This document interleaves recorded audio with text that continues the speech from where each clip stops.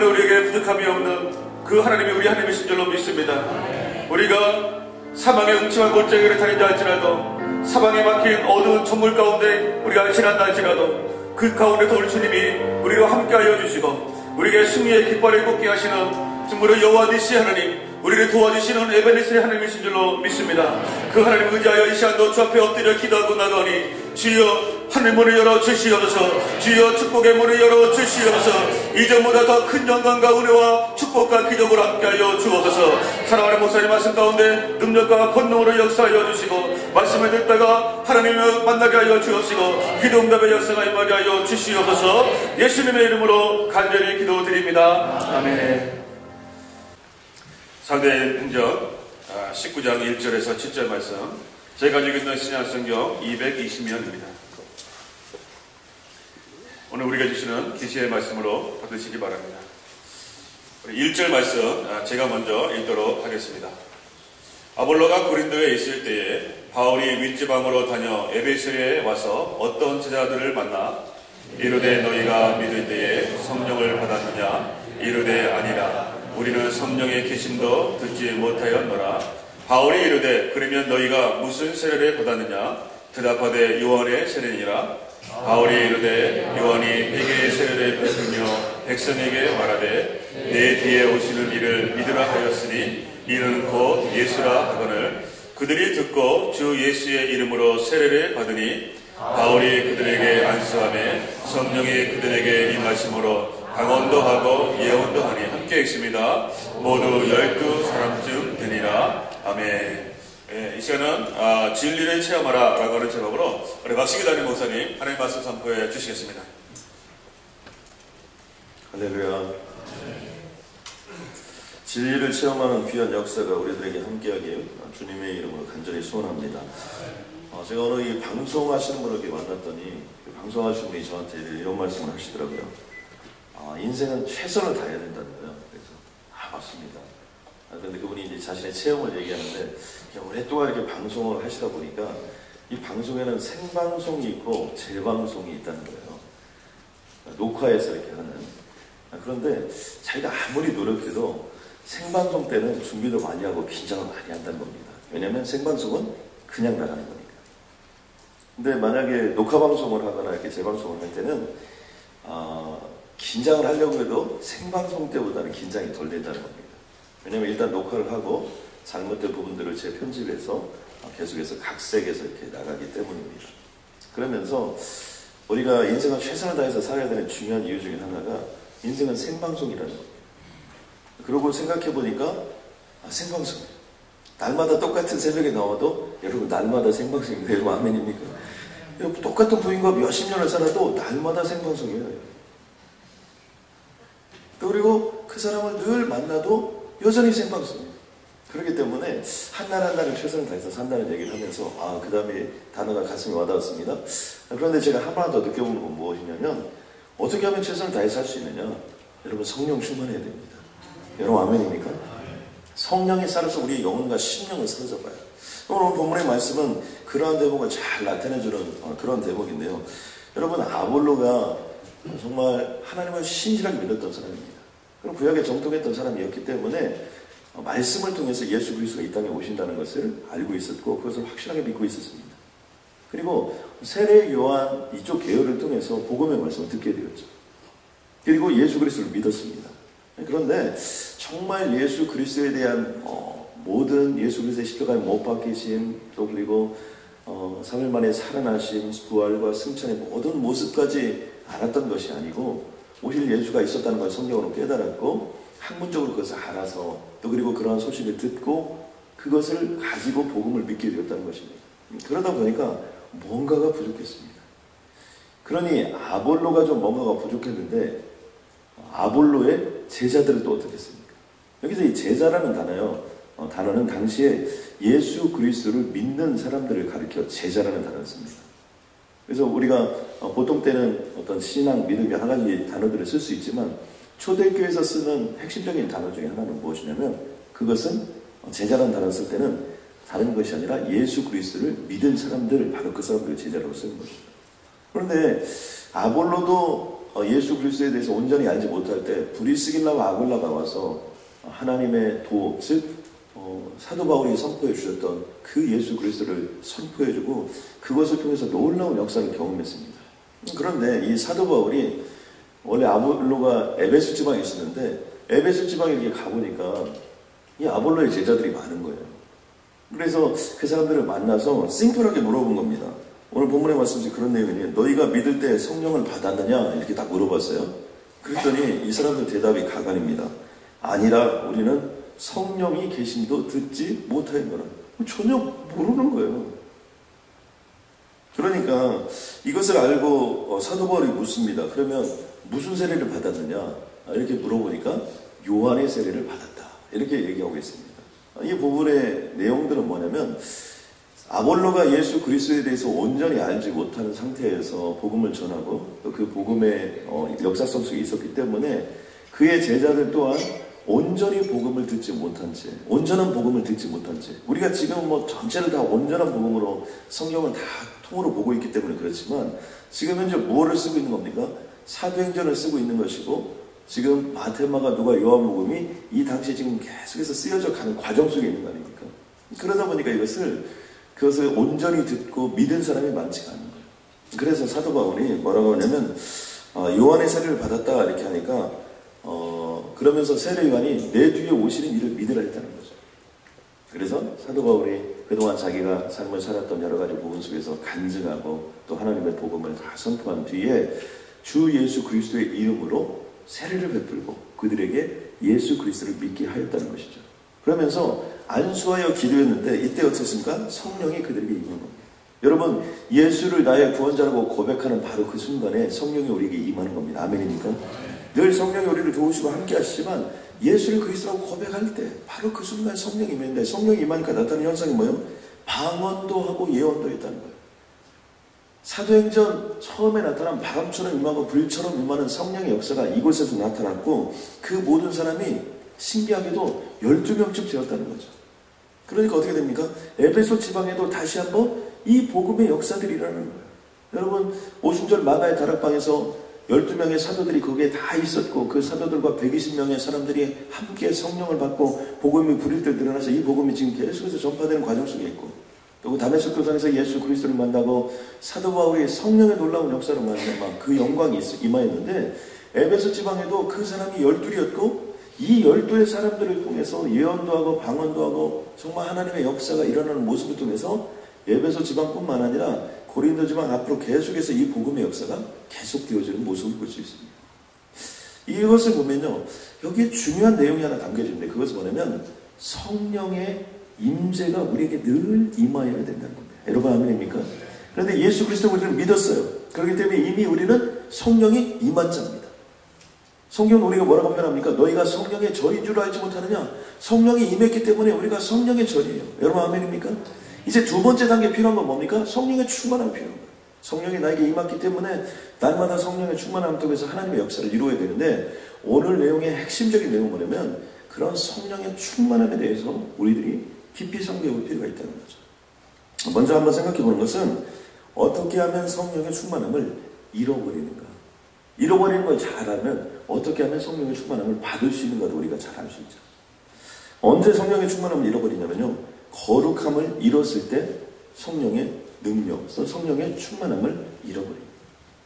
그래서 성경 끊임없이 우리에게 이렇게 얘기합니다. 거룩하라, 거룩하라. 내가 거룩하니 너희도 거룩하라. 의미가 왜 그렇습니까? 하나님은요 거룩한 겁니다. 그러므로 거룩함을 잃게 되면 성령의 충만함이 사라져요.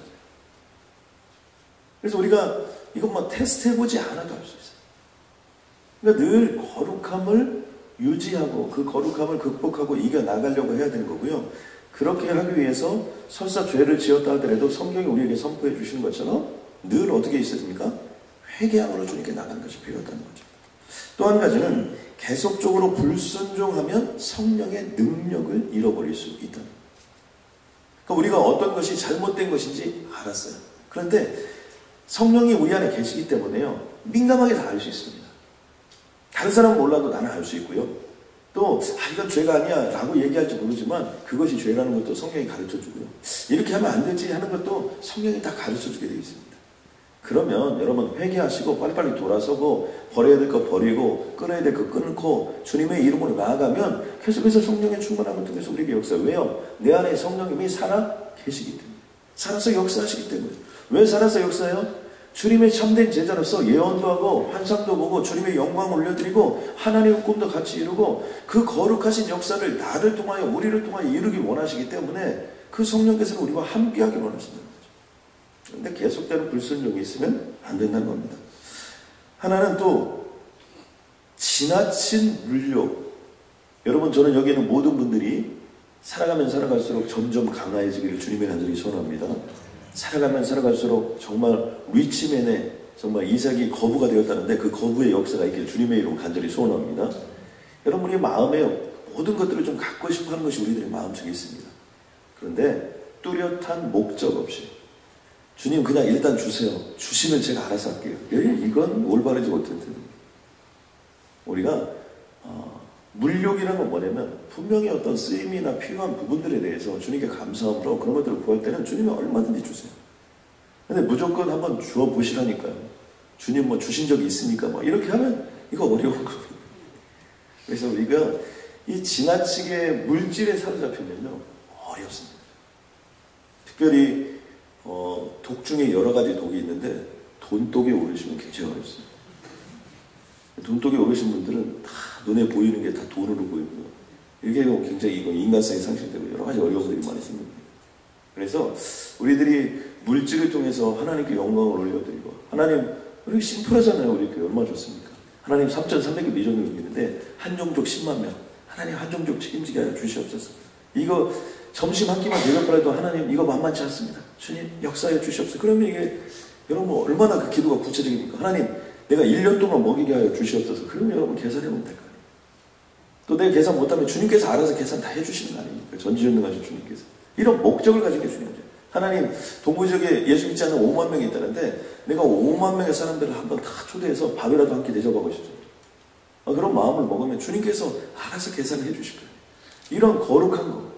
또 정말 나의 삶을 통해서 내 이웃과 내 옆에 있는 분들이 아주 어려운 분들, 뭐 돈이 없어서 뭐 수술을 못 한다거나 병원을 못 간다거나 이런 분들을 하나님 도와주기 위해서, 또 북한의 동포들을 위해서 여러분 얼마든지, 또 내 자녀들을 온전히 잘 키우기 위해서, 내 남편을 잘 섬기기 위해서, 내 아내를 잘 섬기기 위해서 그런 분명한 목적을 가지고 나아가는 건 괜찮은데 지나친 물욕, 목적이 없는 물욕, 이런 것들은 어렵다는 거죠.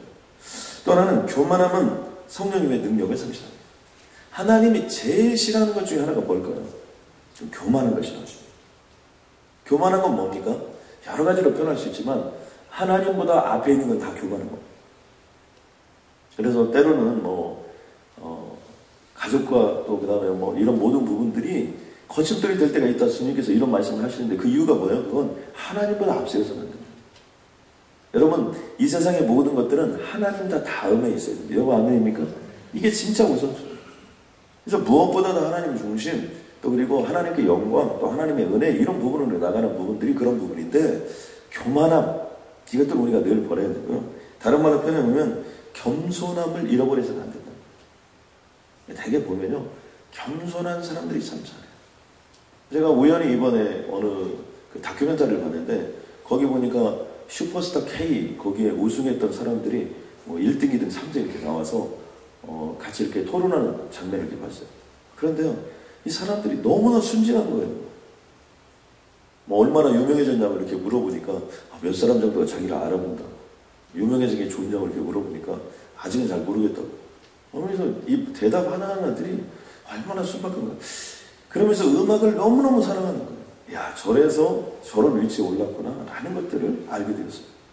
그런 것처럼 우리도 늘 성령의 충만함을 사모하고 성령의 사로잡혀 이 땅을 살아간다는 것은 교만함이 아니라 겸손함으로. 겸손함의 핵심은 하나님 우선순위, 하나님을 앞장세우고 어떤 큰 일을 내가 했어요. 그래도 주님이 하셨습니다. 얼마나 좋습니다. 그리고 어떤 어려운 일을 당해도 주님이 하십니다. 여러분 아멘입니까? 이렇게 고백하고 주님의 이름으로 날마다의 삶을 이루어 나가면 주님께서 역사하여 주실 줄로 믿습니다. 여러분 삶을 살다 보면요, 어느 주는 너무나 힘든 한 주가 있어요. 여러분 그런 때가 있죠. 하는 일들마다 꼬여가지고 힘든 때가 있어요. 또 어떤 주는 어떻습니까? 별로 제가 잘한 일도 없는데 막 역사가 일어날 때도 있죠. 여러분 그러나 언제나 일이 안 될 때든 일이 잘 될 때든 주님이 하십니다. 주님이 하셨습니다. 고백하고 주님의 이름으로 나아갈 때 그곳에서 주님의 영광도 보고 능력도 보게 될 줄로 믿습니다. 또 한 가지는 성경을 멀리하면 성령의 충만함을 상실할 가능성이 높습니다. 왜냐하면요, 우리들의 모든 삶은 내 상식과 내 식견으로 이 땅을 살아갈 수 없는 존재. 왜냐하면 인간이라는 존재는 이미 죄가 한번 들어왔기 때문에 불완전한 사람들. 아무리 우리가 완전해도 불완전한 거예요. 그러다 보니까 우리는 무엇인가를 늘 앞세우고 살아야 되는데 그게 하나님입니다. 근데 어떻게 하나님을 앞세우고 사는 겁니까? 그것은 하나님의 말씀이죠. 요한복음 1장 1절, 그 말씀이 곧 하나님이세요. 요한복음 1장 14절, 이 말씀이 육신이 된 분이 예수 그리스도. 그러니까 내가 예수 그리스도를 믿는다는 것은 이 말씀에 육화된 예수 그리스도를 믿는 거고, 이 말씀의 약속대로 오신 분을 믿는 거니까 적어도 하루에 한 장씩은 여러분 날마다 읽으셔야 되고, 새벽기도 나오시는 분은 그런 역사가 날마다 일어나게 될 줄로 믿습니다. 그러니까 뭐 제가 오늘 새벽기도에 나온 분들을 위로하기 위해서 또 격려하기 위해서 그런 얘기 아니라, 새벽마다 하나님의 말씀을 듣는 자들이 반드시 승리할 수밖에 없는 비결이 뭐예요? 하나님의 말씀을 듣기 때문에. 들음으로부터 믿음이 나는 거예요. 그 믿음을 통해서 역사가 일어나는 거예요. 그런데 듣지 않으면, 하나님의 말씀을 읽지 않으면 여러분 거기서는 믿음이란 게 생기지 않는다는 거예요. 여러분 한번 제가 이제 목회자다 보니까 여러 가지 테스트 해봅니다. 지금 말고 예전에 한 주간 내 성경을 안 읽고 기도만 열심히 한번 해봅니다. 여러분 그러면요 기분은 굉장히 좋아요. 있는 것 같은데 여러분 자칫하면 여기에는요 내 생각이 들어갈 가능성이 높아요. 기도도 하나님의 뜻대로 하는 기도가 아니라 내가 원하는 기도를 할 때가 참 많습니다. 근데 매일 성경을 읽고 성경을 묵상하고 성경 속의 기도를 하면 어떻게 됩니까? 말씀의 기도를 할 수밖에 없어요. 하나님이 원하시는 기도를 할 수밖에 없는 거죠. 공부를 잘하는 학생의 가장 중요한 특징은 뭐예요? 출제자의 의도를 파악해서 출제자가 원하는 걸 써줘야 돼요. A를 쓰라고 했는데 B 정도 쓴다면 점수가 조금밖에 안 나오지만 여러분 C를 써보세요. 아무리 잘 써도 C 맞는 거예요. D를 써보세요. 그래서 D 맞는 거예요. 아무리 잘 써도 F를 써보세요. 그러면 권총 차는 거예요. 그렇게 되는 거예요. A를 받는 비결이 뭐예요? A를 원하는 교수님께는 A를 써줘야 된다. 그러니까 우리가 기도를 한다. 하나님과 깊은 대화를 한다. 같이 호흡하며 살아간다. 말씀이 없으면 그런 역사가 일어날 수 없다는 거예요. 저는 그러므로 날마다 새벽을 지킬 뿐만 아니라 하루에 한 장씩 말씀을 여러분 꼭 읽고 나가시면 하나님의 가장 강력한 역사가 임할 줄로 믿습니다. 여러분 정말 그런 사람이 승리해요. 저는 한평생 동안 죄송합니다. 어른들도 계신데 지금까지 예수를 믿어왔기 때문에 한 4대째 예수를 믿어왔기 때문에 너무나 그런 분들을 많이 봤어요. 저는 교회를 섬기니까 어렸을 때부터 교회를 계속해서 보고 그분들이 성장 배경도 보고 그분들이 자녀가 어떻게 되는 것도 보고 다 보게 되잖아요. 그런데 결국에는 담요 하나 쓰고 다 와서 기도했던 그분, 무슨 사연이 많아서 그런지 늘 와서 울었던 그런 분들을 통해서 하나님의 역사가 일어나고, 또 그리고 그 말씀을 통해서 하나님의 영광을 향해 나아갔던 그런 분들을 통해서 하나님의 역사가 일어나고, 저는 그런 역사가 우리에게 임하기를 주님을 간절히 소원합니다. 말씀을 얘기했으니까 기도를 소홀히 하면 성령님의 능력을 상실합니다. 이건 말이 필요 없습니다. 오순절 마가의 다락방에서 성령을 받는데 그들이 무엇을 했습니까? 예수님이 말씀하셨어요. 위로부터 능력이 임할 때까지 기다려라. 그러니까 그들이 어떻게 했습니까? 주님의 말씀을 가지고 어떻게 했습니까? 기도했어요. 전에 올드 버전에 보면 전혀 기도에 힘썼다 이렇게 됐습니다. 이 전혀라는 단어는 constantly라는 단어. 계속해서 continuously 지속적으로 이렇게 기도했다는 거예요. 저는 여기 있는 모든 분들이 주님 오실 때까지 기도를 멈추지 않고 날마다 기도하고 나아가면 기도가 우리 인생의 역사요, 기도가 우리 인생의 힘이 되는 줄로 믿습니다. 여러분 살고 보면요, 여러분 5년 뒤 10년 뒤 시간이 지나 보면 왜 하나님이 나를 기도시켰는지 다 알 수 있어요. 여러분 이 새벽 기도도요, 내가 나오고 싶다고 나와지는 건 절대로 아니라는 거 여러분 아시죠? 모든 성도님들이 다 이 새벽을 삼모해요. 그러나 아무나 나올 수 있는 건 아니에요. 하나님이 깨워주시고 여러분에게 마음을 허락해 주시고 여기에 올 수 있도록 허락해 주시고, 또 감기에 들리지 않게 주님이 역사해 주시고 감기에 들려도 나갈 수 있는 용기를 허락해 주셨기 때문에 여러분이 이 자리에 나오게 된 줄로 믿습니다. 성령이 역사하셨기 때문에 이 자리에 나옵니다.